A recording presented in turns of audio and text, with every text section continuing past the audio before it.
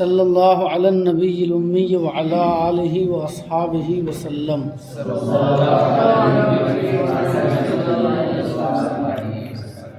بسم اللہ الرحمن الرحیم۔ طوطی سفید بزرگ بود، ایک سفید رنگ کا بڑا طوطا تھا، خیل شبیہ بآدم صدا می کرد،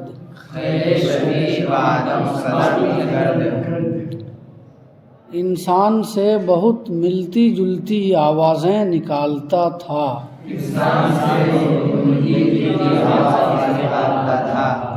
خیلے کا معنی بہت، شبیہ بآدم انسان کے مانند، انسان کے مانند۔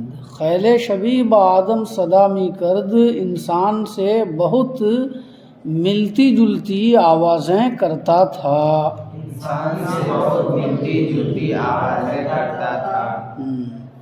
آواز نکالتا تھا یعنی، ہے نا۔ یک محوطہ بود مانند قفس،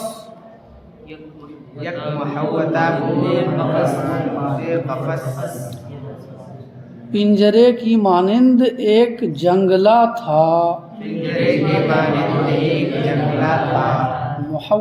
محوطہ کا معنی جنگلہ، ہے نا، گھیرا، ٹھیک ہے۔ پنجرے کی مانند ایک گھیرا تھا، ایک جنگلہ تھا کہ میان آں فوارہ می جست،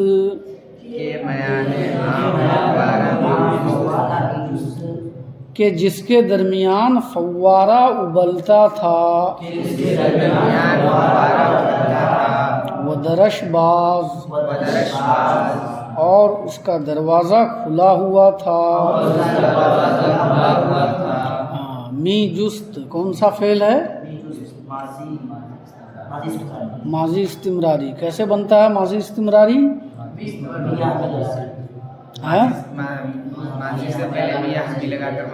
ماضی مطلق کے شروع میں، ہے نا، می یا ہمی جوڑنے سے ماضی استمراری بنتا ہے، ٹھیک ہے۔ جستن مصدر سے ہے، می جست۔ جستن مصدر کیا ہوتا ہے؟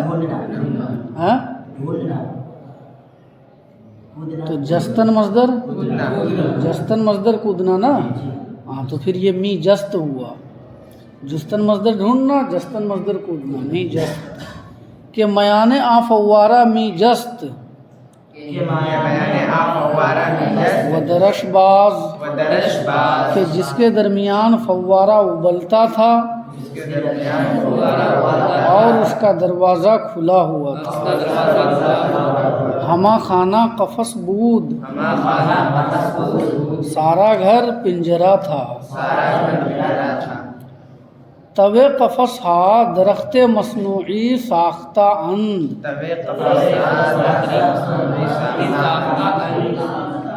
توے، توے کا معنی اندر، قفس ہا قفس کی جمع، پنجروں کے اندر مصنوعی درخت بنے ہوئے ہیں۔ ہر نوع مرغے کے در دنیا تصور شود، سرد سیری و گرم سیری درانجا موجود است۔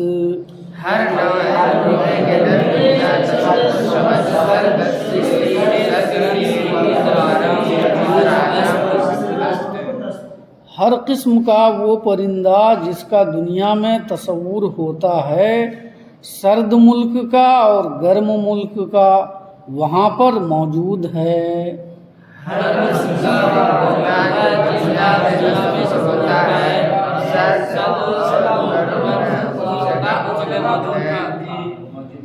سرد سیری کا معنی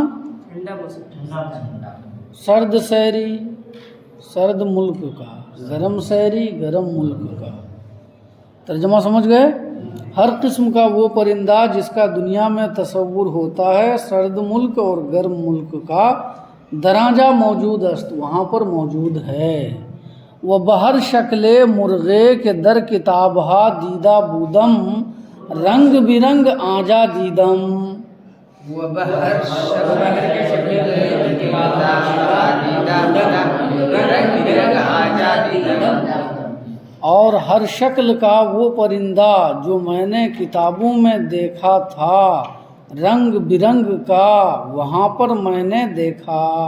اور ہر شکل کا پرندہ جو میں نے کتابوں میں دیکھا تھا، رنگ برنگ وہاں میں نے دیکھا۔ ترجمہ سمجھ میں آیا؟ ہر اس شکل کا پرندہ جسے میں نے کتابوں میں دیکھا تھا رنگ برنگ کا، آنجا دیدم وہاں پر میں نے اسے دیکھا۔ سمجھ گئے؟ ہما آہارا در کمال پاکیزگی آب و دانہ می دہند۔ ہما آہارا در کمال پاکیزگی آب و دانہ می دہند۔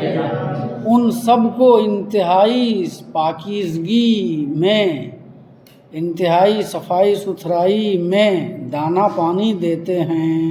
ان سب کو انتہائی صفائی ستھرائی میں دانہ پانی دیتے ہیں۔ جمیع ای مرغہا یک دفعہ می خواندند، یہاں کیا لکھا ہے؟ جمع لکھا ہے نا؟ جمع ای مرغہا یک دفعہ می خواندند، گاہے بازی می کردند گاہے پرواز۔ جمع مرغہا یک دفعہ می خواندند، گاہے بازی می کردند گاہے پرواز۔ ان پرندوں کی جماعت ایک ساتھ آواز لگاتی تھی،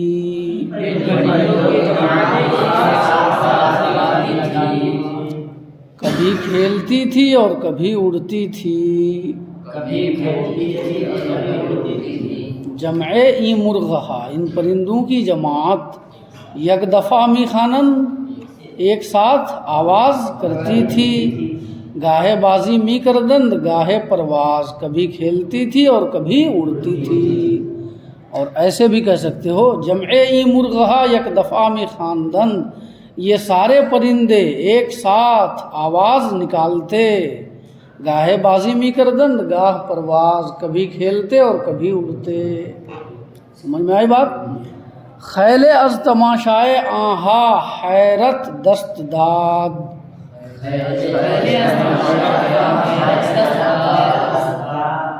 ان کا تماشا دیکھ کر بہت حیرت ہوئی۔ حیرت دست داد، حیرت ہوئی، حیرت ہوئی۔ سمجھ میں آئی بات؟ ہاں، ان کا تماشا دیکھ کر بہت حیرت ہوئی۔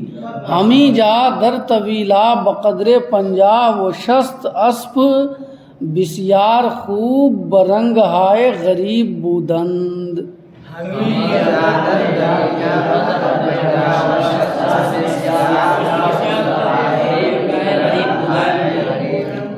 ہیچ جا چنی اسپہا ندیدہ شد،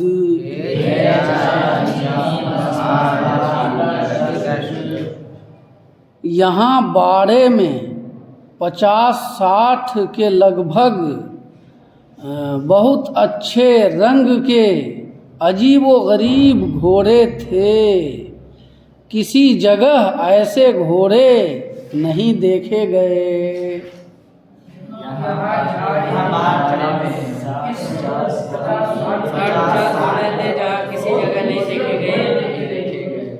دیکھو طویلا، طویلا کا معنی باڑا، باڑا یعنی جانوروں کے ٹھکانے کو باڑا کہتے ہیں، ہے نا؟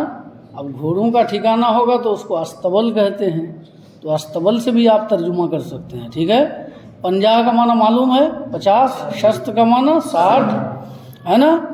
اسپے بسیار خوب برنگ ہائے غریب، اسی کو سمجھ لو بس، اسپے بسیار خوب، بسیار خوب بہت خوبصورت گھوڑے، برنگ ہائے غریب عجیب و غریب رنگ کے، اسپے بسیار خوب برنگ ہائے غریب، اس کا معنی کیا ہوا؟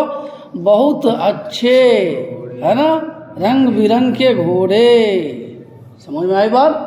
اب دوبارہ ترجمہ سنو، سب سے پہلے عبارت پہ نظر رکھو، پڑھنا نہیں عبارت، ترجمہ کرنا صرف، میں پڑھتا ہوں عبارت۔ ہمیں جا در طویلا بقدر 50 و شست اسپ بسیار خوب برنگہائے غریب بودند ہیچ جا چنی اسپہا ندیدہ شد.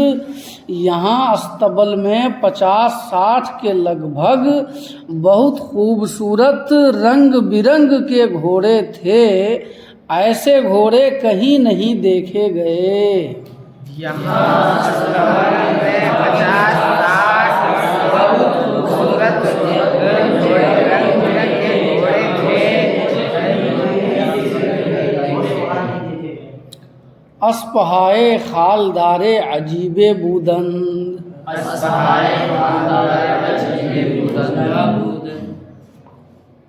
تلوں والے عجیب و غریب گھوڑے بھی تھے. تیلوں والے عجیب و غریب گھوڑے بھی تھے. خالدار تل والا ہے نا، وہ گھوڑا جس کے جسم پر تل کے نشانات ہوں. اسپہائے خالدارے تل والے گھوڑے عجیب بودند عجیب و غریب قسم کے تھے.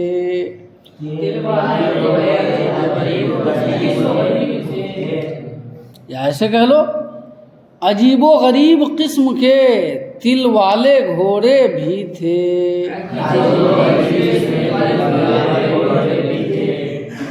این اسپہارات طور تعلیم و عادات دادا اند کے بیک اشارہ ہر حرکتے کے خواہند می کنند.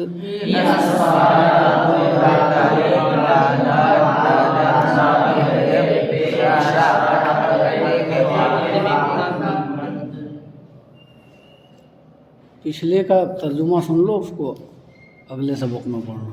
دوبارہ کرا دوں یا مکمل کرا دوں؟ جلدی بولو بولو جی، تم لوگ بولو. مکمل کرا دوں یا پیچھے سے کرا دوں؟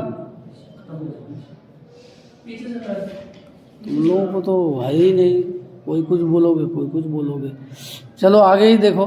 ان گھوڑوں کو اس طرح سدھائے ہوئے ہیں کہ ایک اشارے میں ہر وہ حرکت جو وہ لوگ چاہتے ہیں وہ گھوڑے کرتے ہیں.